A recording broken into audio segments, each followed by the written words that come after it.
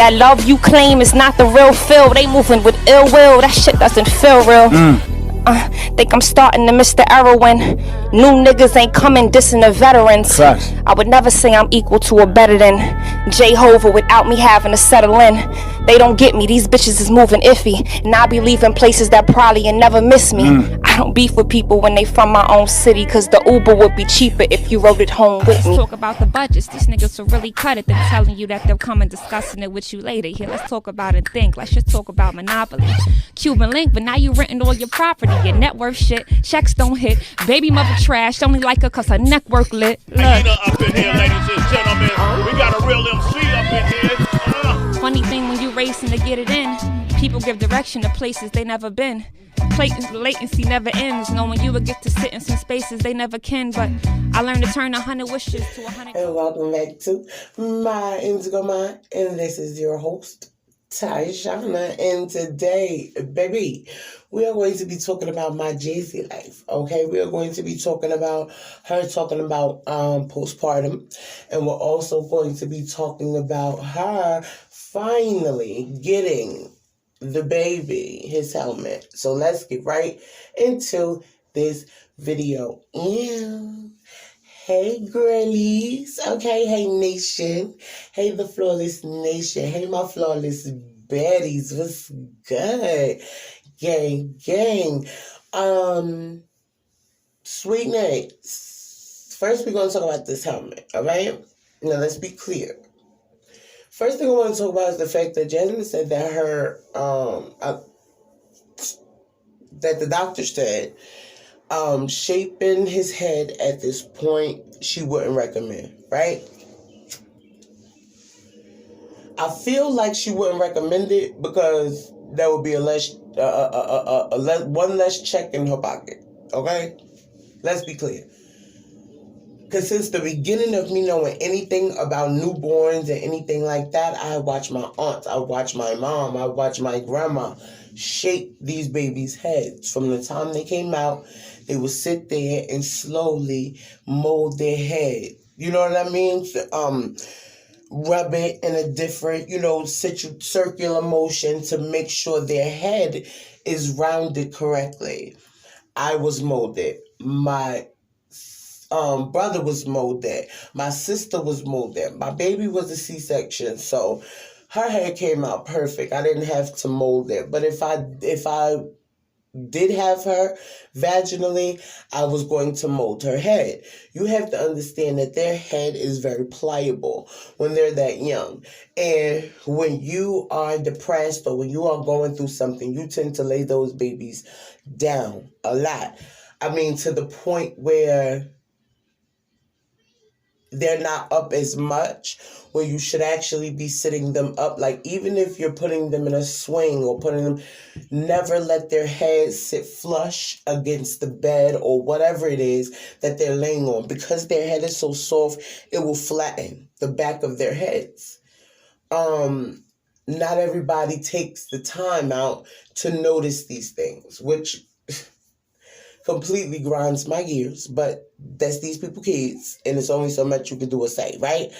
Y'all have to start picking these babies up, put them on their stomach, giving them belly time, sitting them up, making their back stronger, giving them boppy pillows so they can sit in the middle of it and their back be protected, but while holding up their head, getting neck strength, and keeping their head from being flush on the bed. There was a rare moment in time where I would lay my daughter down in her crib. She hated it, okay? So I used to pick her up and put her in her boppy pillow, that or sit in her walker. It looks like you have one of those things that, the little play rings that you can sit them in. Sit him in that. Let him sit in there. Let him whine. He gonna whine. Let his lungs get strong. You're fine. You're not going to die because he's crying. Okay? He needs to strengthen himself. He needs to learn how to self-soothe. He needs to learn how to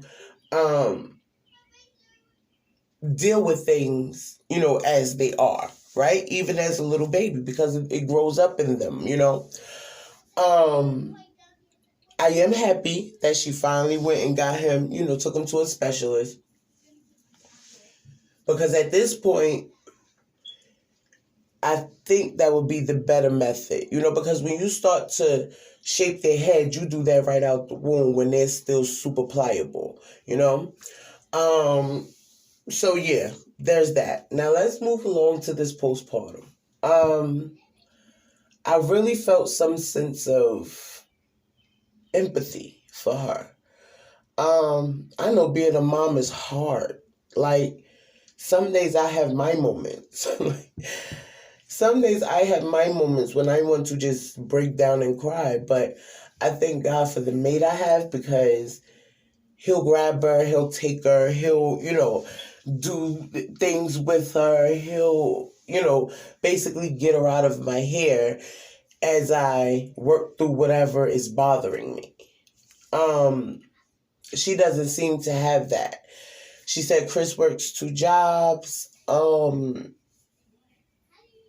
And I feel like with both of them having an income, I don't see why you would need the second job besides staying away. And that's a problem. Like, we both have income. Before he was working, you were paying for everything. You got y'all into the house.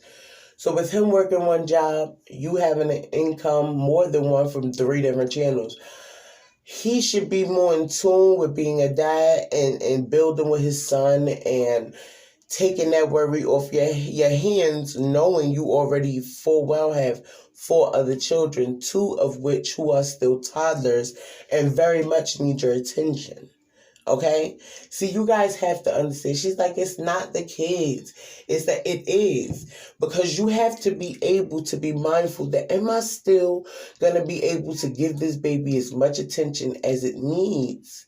Knowing that I still have children who need all my attention, who are going through something as far as their speech is concerned, who is already in therapy.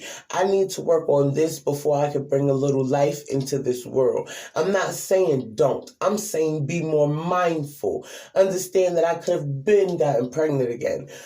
I wanted to bond with my first. I wanted her to know that her space was solidified. I wanted her to know that no matter what happened, that mommy had her. And even if another baby came into the situation, that our bond would be so solidified that she would not have to get jealous, that she would not have to wonder, is the baby going to get all my love and affection now?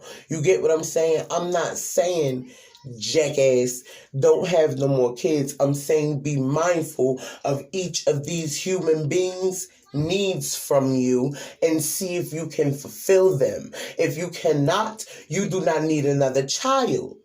Common sense. That adulting thing that we do every day when we open our eyes and call ourselves parents and adults. Yeah, parents and adults make the tough decisions. They don't just lay down and toot it up because they feeling like that moment is right.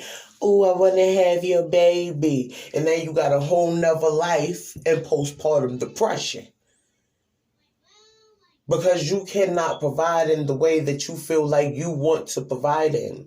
Because you cannot give your 110% right now. Because mentally you are not there.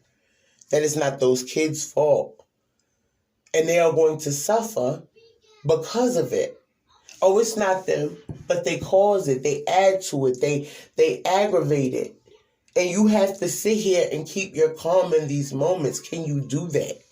Because I've seen you literally sitting on the floor while your child was crying outside the door trying to get your attention. It trickles down to those babies, locking them in their rooms. All types of shenanigans. You had depression before he came along. But when man came into the picture, depression somehow took a back seat to I'm in love. And that I'm in love, that what do they call it? Euphoria.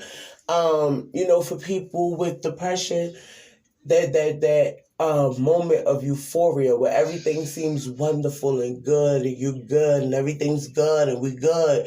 And they do stupid things, and then when that depression crashed back down, it's like, oh, why did I do that? Like, you have to regulate go to the doctor for real. Get on some medication to stabilize yourself. I don't agree with that medication shit because To tell you the truth, I just feel like they try and keep us medicated. But with the degree of what you're saying, you might need some Ritalin or some something to calm your ass down, so you can focus. You know what I mean? Get you some Adderall, get you something to calm your nerves. Because, baby, you do a lot. You do a lot. The absolute most, okay? And these kids do not deserve that. At the end of the day, kids gonna be kids. They ain't ask you to toot it up, lay on your back, or do it from the side. They asked you to do that. But you did it, and now they're here. So take care of them. I said what I said. This has been my Indigo Mind, and this has been my reaction. So please like and subscribe. And while you're at it, comment. We'll talk down there, honey. Also, hit the bell so all notifications will come through for when I post, honey. But I got to go. So later for now. Babe. And you already know how I'm about to give it up. You heard? Soul food for my old moves. These new bitches can't fit inside of my old shoes. Listen, I done the streets and done the school. I done got me 2 degrees and a whole bunch of fucking loot. That love you claim is not the real feel. They moving with ill will. That shit doesn't feel real. Think I'm starting to miss the era when new niggas ain't coming dissing the veterans. Facts. I would never say I'm equal to or better than Jehovah without me having to settle in. They don't get me, these bitches is moving iffy, and I be leaving places that probably and never miss me. I don't beef with people when they from my own city, cause the Uber would be cheaper if you rode it home with Let's me. talk about the budgets. These niggas will really cut it. They're telling you that they'll come and discussing it with you later. Here, let's talk about and think. Let's just talk about monopoly. Cuban link, but now you renting all your property. Your net worth shit, checks don't hit. Baby mother trash, only like her cause her neck work lit. Look. Hyena up in here, ladies and gentlemen. We got a real MC up in here. Funny thing when you racing to get it in, people give direction to places they never been. Latency never ends, knowing you would get to sit in some spaces they never can. But I learned to turn 100 wishes to 100 goals.